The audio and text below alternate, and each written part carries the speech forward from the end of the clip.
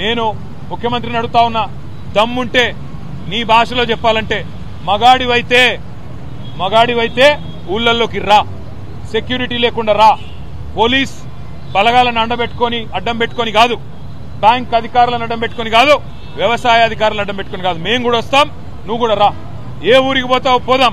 ఎక్కడ కూడా చారాన రుణమాఫీ కాలే, ఎక్కడ కూడా రుణమాఫీ అనేది పూర్తి కాలే. రైతులు ఇవాళ బగబగ మండుతా ఉన్నారు.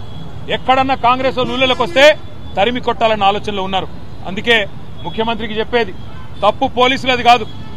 పోలీసు వాళ్ళు ఏం చేస్తారు పాపం, ముఖ్యమంత్రి, మంత్రులు, అధికార గణం మీరేం చెప్తే అది చేయక తప్పదు. పోలీసు తప్పు కాదు, తప్పు ముఖ్యమంత్రిది, పరిపాలించే సత్తాలని సన్నాసు రేవంత్ రెడ్డిది అనే మాట నేను విజ్ఞప్తి చేస్తా ఉన్నా. నేను పోలీసులకు కాకపోతే విజ్ఞప్తి చేస్తా ఉన్నా, మీరు కూడా అత్యుత్సాహం ప్రదర్శిస్తే మంచిది కాదు. మా పిల్లలు ఎవరైనా ఒక సోషల్ మీడియాలో రుణమాఫీ జరగలేదు అని పోస్టు పెడితే పోలీసులు కాల్ చేస్తారు.